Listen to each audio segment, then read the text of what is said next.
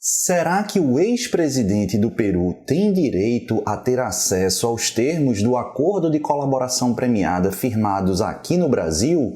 O delatado tem direito a ter esse acesso? A partir de quando? Em que grau? Isso é possível? É tudo isso que eu vou tentar responder no vídeo de hoje. Antes de abordarmos fundamentalmente esses temas, deixa eu te pedir para, se você não está inscrito, se inscreve aí no canal, aciona o sininho, porque sempre que eu trouxer conteúdo novo, você vai ser devidamente notificado. E já deixa o seu joinha para mais pessoas terem conhecimento e acesso a esse vídeo e ao nosso canal. Pessoal, fundamentalmente, o que a gente vai analisar, ao menos como pano de fundo, é a recentíssima decisão do Supremo Tribunal Federal no agravo regimental exarado na petição 7494, analisada justamente pelo colegiado da segunda turma, e que tem fundamentalmente a ideia de deliberação, ou teve a ideia de deliberação, justamente acerca da possibilidade ou não de liberar, franquear acesso aos termos do acordo de colaboração premiada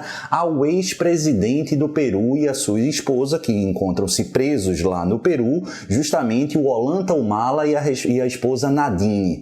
E o que é que tem a ver isso tudo? O que é que acontece, pessoal?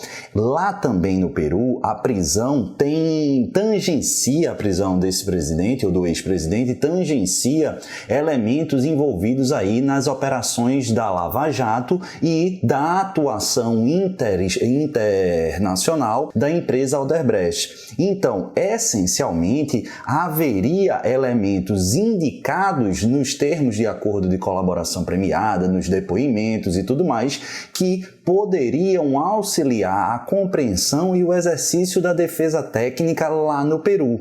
Diante disso, o ex-presidente apresentou uma petição no Supremo Tribunal Federal para ter amplo acesso àquele conhecimento, àqueles documentos, a esse acordo específico firmado pela Odebrecht.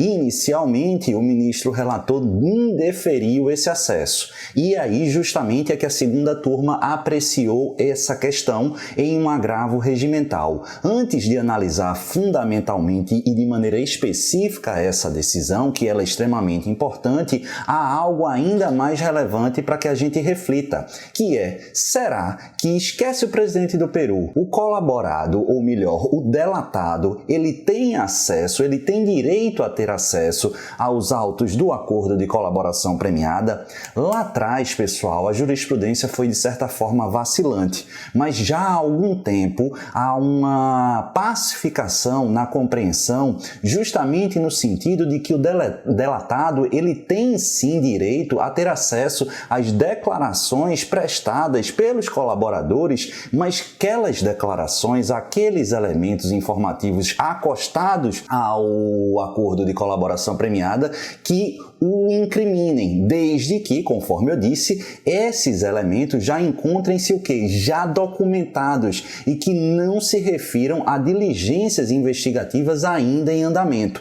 Preenchido esses dois pressupostos, culmina-se na conclusão de que nessa contextualização, nessas circunstâncias, o delatado tem sim direito a ter acesso a esses depoimentos, a esses elementos. E por que isso acontece, pessoal? Acontece como um reflexo da súmula vinculante 14, aquela súmula que, em outras palavras, aponta ser direito do defensor e, claro, do investigado, no interesse desse investigado, ter acesso amplo aos elementos de prova desde que já documentados. Beleza? Essa é a ideia da súmula vinculante. E a súmula vinculante, ela fala sobre o quê? Sobre procedimentos de investigação. E aí, o que é que ele fala até em elementos de prova? Mas, Pedro, o acordo de colaboração premiada é um elemento de prova? Não, é um meio de obtenção de prova. Isso já era definido assim na doutrina, já era estampado na jurisprudência dos tribunais superiores e agora encontra-se expressamente indicado lá na Lei 12.850, com redação atualizada pela Lei Anticrime, a Lei 13.964.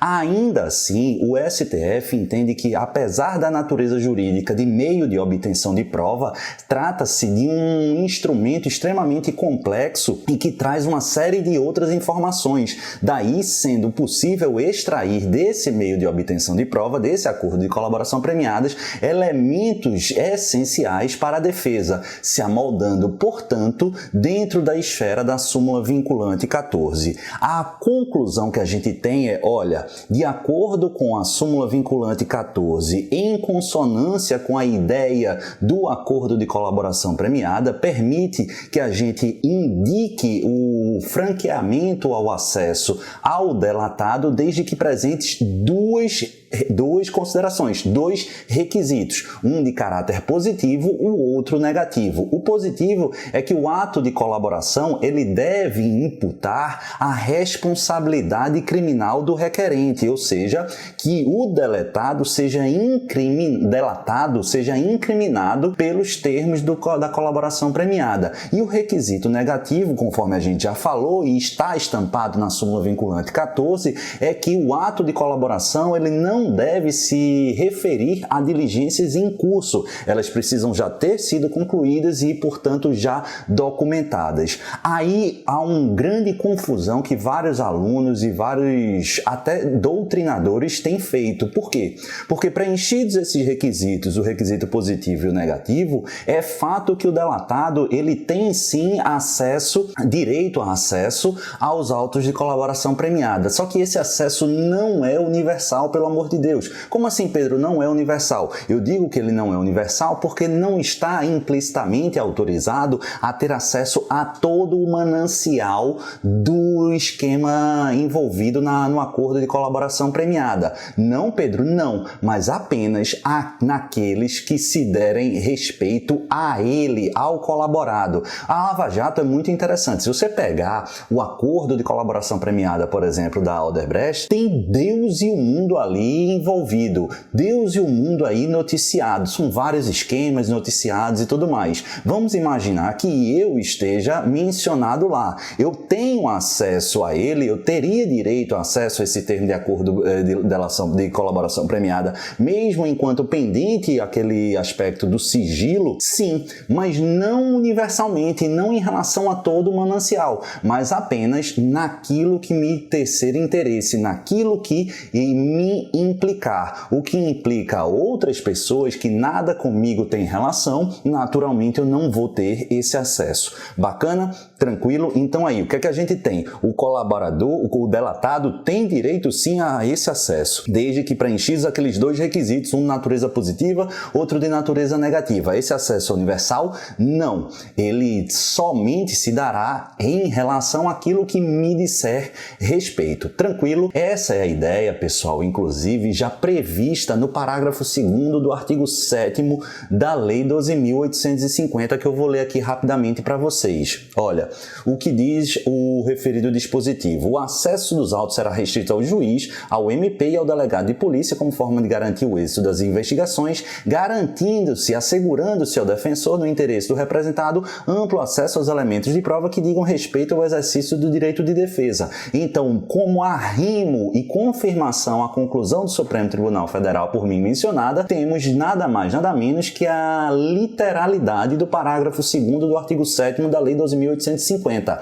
Por falar em parágrafo do artigo 7º da Lei 12.850, um parágrafo recém-inserido, ou melhor, modificada sua redação pela Lei 13.964, a Lei Anticrime, vem causando um rebuliço. Por quê? E presta muita atenção. O que é que o parágrafo 3º passou a versar? Vê comigo. Diz assim: o acordo de colaboração premiada e os depoimentos do colaborador serão mantidos em sigilo até o recebimento da denúncia ou da queixa-crime, sendo vedado ao magistrado decidir por sua publicidade em qualquer hipótese, ou seja, o sigilo dos acordos de colaboração premiada, eles duram o quê? Até o recebimento da denúncia da queixa-crime. Antes havia a possibilidade de o magistrado, se assim entendesse pertinente, antecipar a derrubada desse sigilo. Com a redação nova do parágrafo 3º, isso não mais existe. Ele vai durar até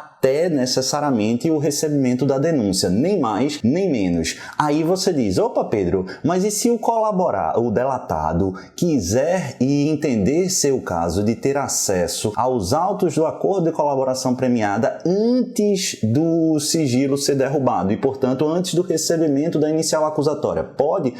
Sobre isso nada foi alterado, tá, pessoal? Por quê? Porque esse sigilo aqui, ele precisa ser compreendido numa interpretação sistemática. Ora, se o parágrafo 2º diz que o defensor, no interesse do representado, ele tem acesso ao acordo de colaboração premiada e somente posteriormente ele fala do marco final da derrubada do sigilo, é óbvio que esse sigilo ele não é destinado ao representado e ao seu defensor, desde que preenchis aqueles dois requisitos, o positivo e o negativo, ou seja, é imprescindível que haja incriminação do delatado e, naturalmente, que as investigações ou as diligências investigativas não estejam em curso, já restem concluídas. Bacana? Então toma muito cuidado com esse parágrafo 3º, essa novidade que está gerando uma pequena confusão por parte de alguns. Compreendi tudo isso, vamos voltar lá ao caso do ex-presidente Ollanta Humala e da sua esposa Nadine Alarcon. Por quê? Porque perceba, a gente precisa entender nessa ótica do novo processo penal uma ideia de persecução e cooperação internacional.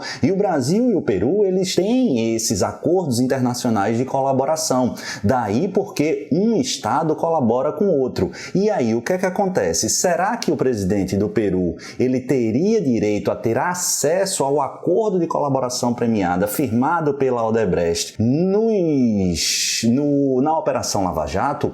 Inicialmente a gente viu que não. Esse foi o entendimento do ministro relator. Só que em face dessa decisão monocrática exarada na petição 7494, houve um agravo regimental e a segunda turma alterou esse posicionamento. E de acordo com a segunda turma, há de se prevalecer aqui o que? A ampla defesa. Prevaleceu de forma majoritária o entendimento do ministro Gilmar Mendes. Olha, como o conteúdo das colaborações, das delações, dos depoimentos foi produzido no Brasil, é possível que o que tenha havido de remessa para o Peru tenha sido uma seleção, já que não houve a íntegra das informações. Isso não quer dizer necessariamente que houve má-fé do Ministério Público Federal. Não, o Supremo teve cuidado, mas que houve uma seleção, houve. E a partir do momento que há uma seleção, é possível que aspectos relacionados ao presidente, ao ex-presidente do Peru e a sua esposa,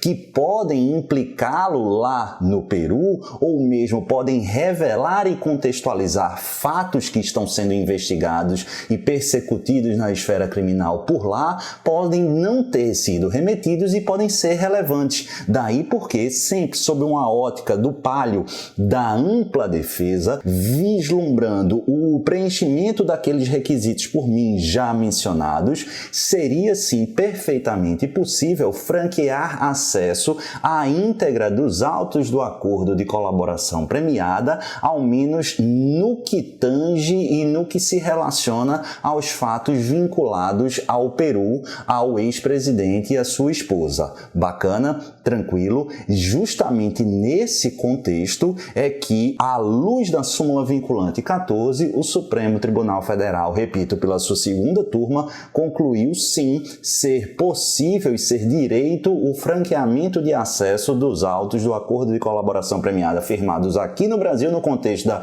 Operação Lava Jato, especificamente o acordo de colaboração premiada da empresa Odebrecht, para o ex-presidente do Peru e a sua esposa. Bacana? Espero que tenham gostado. Um assunto extremamente rico em detalhes, mas lindo para cair na sua prova. Imagine isso aqui em provas objetivas, em provas dissertativas ou mesmo em provas orais. Mexe com vários aspectos e eu espero que tenha esclarecido de alguma forma aí para você. Se você gostou, comenta aí embaixo, deixa o seu recado para eu saber se você gostou também desse vídeo, da forma que ele foi passado, das dicas. Avisa mais pessoas, não esquece de deixar o joinha aí para mais pessoas conhecerem nosso canal e se inscreve, porque sempre que eu trouxer conteúdo novo, você vai ser devidamente notificado. Um beijo no coração de vocês, fiquem com o Papai do Céu e até o próximo vídeo. Valeu!